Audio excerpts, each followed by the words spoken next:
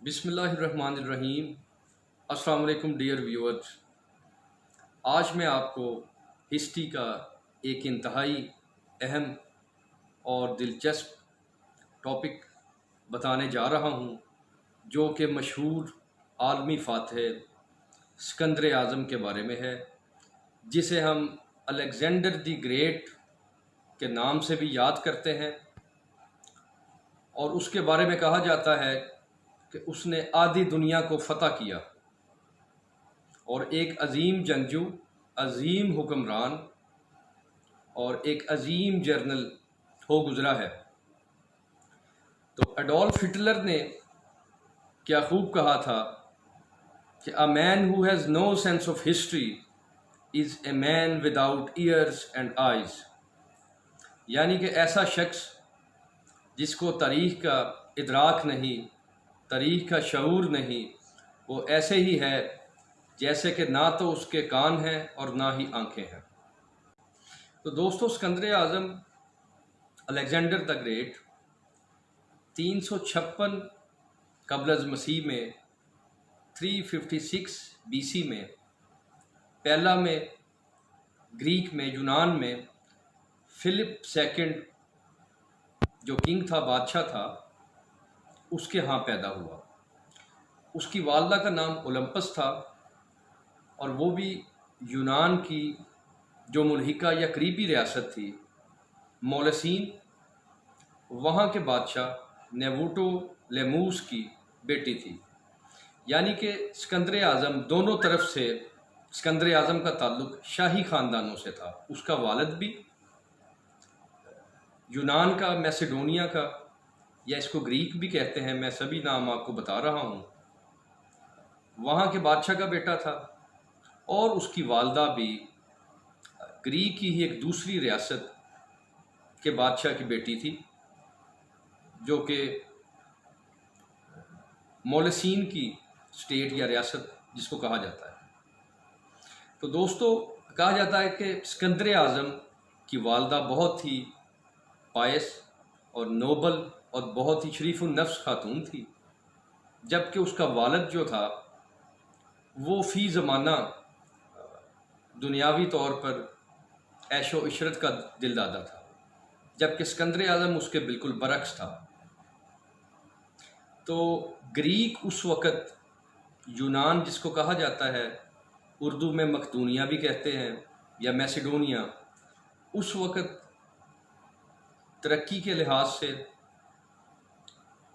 इल्म के लिहाज से, अदब के लिहाज से और साइंटिफिक इन्वेंशंस, उस वक्त की दुनिया को लीड कर रहा था जो ग्रीक है।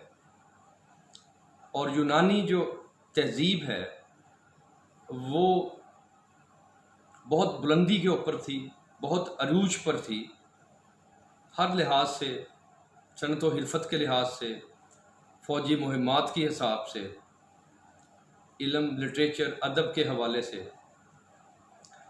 तो सिकंदर आज़म अपना आगाज़ करता है, आगाज़ से ही उसको अरिस्टोटल, जिसको कि अरस्तू के नाम से दुनिया जानती है, अरस्तू जैसे आलमगीर और आलमगीर शोहरत के हामिल उसातिज़ा का साथ में असर होता है। वो उसके उस्ताद और अतालीक के हवाले से मशहूर है।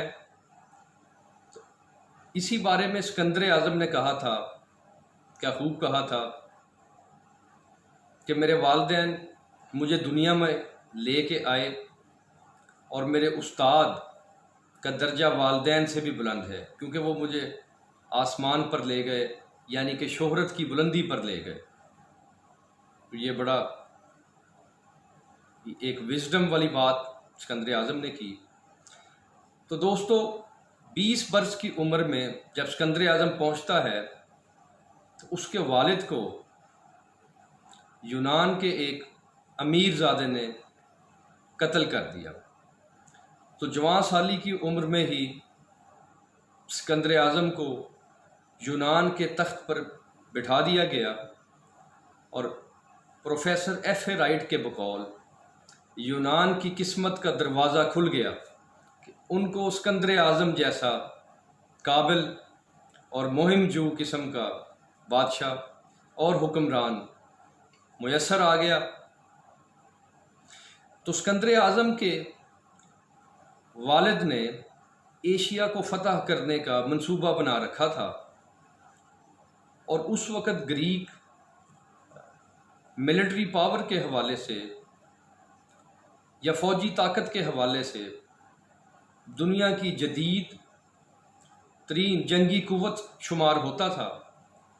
तो अपने बाप के मंसूबे को आगे बढ़ाते हुए सिकंदर आज़म ने फ़ैसला किया कि एशिया की तरफ रुख करेगा, क्योंकि सिकंदर आज़म को आलमगीर यूनिवर्सल बादशाह बनने का शौक़ था और वो चाहता था कि पूरी दुनिया को फतह करे।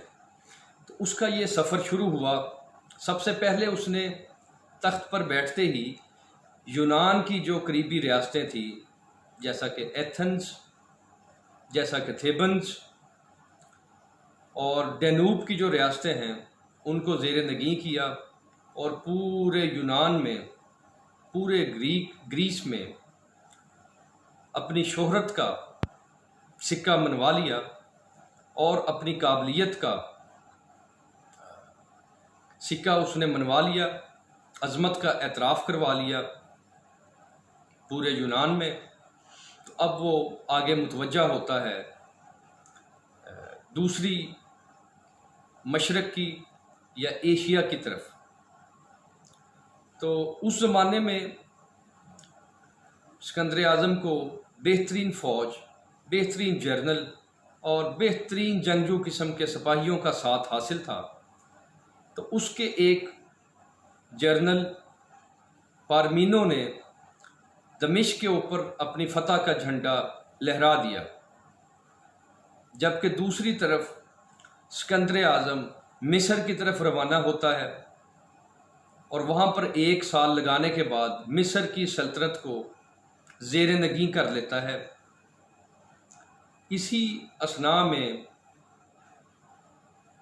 तकरीबन 10 साल का अरसा गुज़रता है तो सिकंदर आज़म शाम, मिस्र और इराक़ की सल्तनतों को फ़तह कर चुका है। तो उस वक़्त सिकंदर के हम पल्ला जो कुव्वत थी, आलमी सुपर ताकत, वो ईरान की ताकत थी, जिसका बादशाह शाह दारा दोम या दारा सोम भी उसे कहा जाता है, डॉरस भी कहा जाता है, एक अजीम कुव्वत का मालिक था। तो 334 कबल मसीह में 334 BC के अंदर सिकंदर आज़म ईरान की तरफ पेशकदमी करता है। तो दोस्तों, ईरान की तरफ पेशकदमी एक तो उसके आलमी फतूहात के ख्वाब को शर्मिंदा ताबीर करने के लिए था, दूसरी कुछ ऐसी बातें दारा की तरफ से सरजद हुई जो कि सिकंदर आज़म के इश्तियाल का बाइस बनी और उसने ये फ़ैसला किया कि वो ज़रूर दारा को सबक सिखाएगा, क्योंकि दारा जो किंग था ईरान का या पर्शिया का, पर्शियन एम्पायर का जो किंग था, उसने यूनानी एक जो जर्नैल था सिकंदर आज़म का, जिसको कैस्टियन के नाम से जाना जाता है, उसके साथ एक इंट्रीग में, एक साजिश के अंदर मुलव्वस था। तो बादशाह दारा ने कैस्टियन को ये पेशकश की कि अगर वो खुफिया तरीके से सिकंदर आज़म को कत्ल कर दे और अपने रास्ते से हटा दे तो उसको 2.5 लाख अशरफियाँ दी जाएंगी और उसको बिला शिरकत गैर यूनान का बादशाह तसव्वुर कर दिया जाएगा और इस मुहिम के अंदर उसकी भरपूर सपोर्ट की जाएगी। तो ये साजिश बेनकाब हो गई। तो सिकंदर आज़म ने कैस्टियन को कैद में डाल दिया और ईरान की तरफ पेशकदमी शुरू कर दी। तो इसी दौरान जो है एक और जर्नल किसी इख्तलाफ के बाइस जिसका नाम जनरल मेमनून के नाम से मशहूर है, और वो बहरिया और बहरी कुव्वत और बहरी बेड़े का भी इंचार्ज था और बहुत उसकी काबिलियत थी नेवल वॉरफेयर के अंदर। तो वो भागकर बादशाह दारा के यहाँ पनाह गुज़ीन हो गया। तो ये दूसरी गलती थी जिसकी वजह से सिकंदर मुतवज्जा हुआ ईरान की तरफ और उसने उसको सबक सिखाने का फ़ैसला किया, क्योंकि बादशाह दारा ने उसके मफरूर जर्नैल को अपने यहाँ पनाह दे दी थी और उसको अपनी नेवल फोर्सेस का सरबराह भी बना दिया था। तो सिकंदर आज़म ने अपने सफ़र का आगाज़ किया और मुख्तलिफ़ दर्रों से होता हुआ दर्रे जोना और एमानूस के पहाड़ी सिलसिले पर तक वो आया, तरतूस से होता हुआ। असल में ये जो टर्मिनोलॉजीज़ हैं उस वक़्त के ग्रीक हिस्टोरियंस उन्होंने लिखी हैं, तो ज़्यादा इनके ऊपर लैटिन या ग्रीक या इंग्लिश टर्म्स का जो है वो अंदाज़ा होता है। तो मैं ये बता रहा था कि सिकंदर आज़म दर्रा जूना और कोहे नदरत से आता हुआ एमानोस के पहाड़ी सिलसिले के करीब पहुंच जाता है, जिसके अकब में पिछली साइड पे बादशाह दारा एक लश्कर जर्रार जिसकी तादाद मौरखीन के मुताबिक 1.5 लाख के करीब बताई जाती है, जबकि दूसरी साइड पर सिकंदर आज़म के पास 30 से 40 हज़ार आजमूदा फ़ौजी दस्ते थे उसके हमरा या फ़ौजी उसके साथ थे, जिसमें से उसके मशहूर जो है रसाला रेजिमेंट जिसको कैवेलरी कहा जाता है, घुड़सवार दस्ते, वो 5 से 7 हज़ार उसके साथ थे। तो दोस्तों ये अमर इसलिए दिलचस्पी का बाइस है कि ये मशरिक़ और मगरिब का मिलिट्री हिस्ट्री का पहला टकराव था और यहाँ पे मशरिक़ और मगरिब की मिलिट्री पावर्स का इम्तिहान था। एक साइड पर पर्शियन एम्पायर का बादशाह दारा 1.5 लाख का लश्कर जर्रार लेकर मगरिब के हुक्मरान या बादशाह या जंगजू सिकंदर आज़म का मुंतज़िर था, जिसके पास 30 से 40 हज़ार की बेहतरीन अफवाज थी, जिसमें से 5 से 7 हज़ार के घुड़सवार दस्ते थे। तो दोस्तों इसी मैदान में एमानोस के करीब दरियाए पाइनाज़ोस के किनारे पर दोनों फ़ौजों का टकराव होता है और सिकंदर आज़म के दस्ते बादशाह दारा की सफ़ों को उल्ट कर रख देते हैं। तो यहाँ पर मैं ये बताता चलूँ कि सिकंदर आज़म के जो घुड़सवार दस्ते हैं उन्होंने हर जंग में, चाहे वो इराक़ की जंग हो, चाहे मिस्र की जंग हो, चाहे फ़लस्तीन का मार्का हो, शाम का मार्का हो या बरे सगीर का मार्का, उसके घुड़सवार दस्तों ने हमेशा ही डिसाइसिव और फैसला कुन किरदार अदा किया और दुश्मन पर अपनी बर्तरी जाहिर की और दुश्मन के दांत खट्टे कर दिए, दुश्मन की शिकस्त का बाइस बने। ख़ास तौर पर ओवरऑल उसकी सारी फोर्स, जिसमें से ख़ास तौर पर उसका जो रसाला और घुड़सवार दस्ता था। तो यहाँ पर दोस्तों बादशाह दारा को शिकस्त हुई इस जंग में, जो कि पाइनाज़ोस के किनारे पर लड़ी गई, और उसके बहुत सारे जर्नैल और सिपाही और वो ख़ुद भी मिस्र की तरफ, इजिप्ट की तरफ रिट्रीट कर गया, पसपा हो गया। उसके बाद तकरीबन 1 से 2 साल के बाद दोबारा बादशाह दारा उर्बिला के मैदान में 10 लाख के बड़े लश्कर के साथ आता है, जबकि बादशाह सिकंदर आज़म मिस्र की फ़तह के बाद वापस आ रहा था। तो अरबीला के मुकाम पर एक मरतबा फिर जंग हुई। इस जंग में भी सिकंदर आज़म ने दारा को शिकस्त फाश दी और इस जंग के बाद वो पर्शियन एम्पायर को अपनी सल्तनत का हिस्सा बनाने में कामयाब हो गया। तो दोस्तों, ये शिकस्त ना सिर्फ पर्शियन एम्पायर या बादशाह दारा की शिकस्त थी या अहले फ़ारस की शिकस्त थी, ये शिकस्त मौरखीन के मुताबिक, हिस्टोरियंस के मुताबिक और तारीख दानों के मुताबिक इराक़ की, मिस्र की, बल्ख की, हरात की, काबल की और वादी मेहरान और सिंध की तहज़ीब की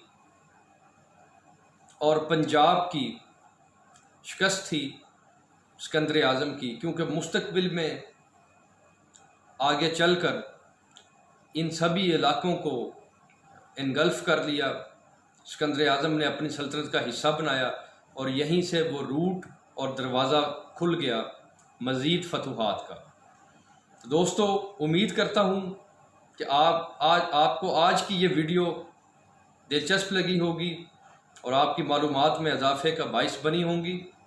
इंशाल्लाह नेक्स्ट वीडियो में हम आपको सिकंदर आज़म का जो हिंदुस्तान का दौरा है और हिंदुस्तान की जो जंगें हैं मशहूर, उनके बारे में और इंडियन कैंपेन्स के बारे में बताएंगे। मेरे साथ रहिएगा। शुक्रिया।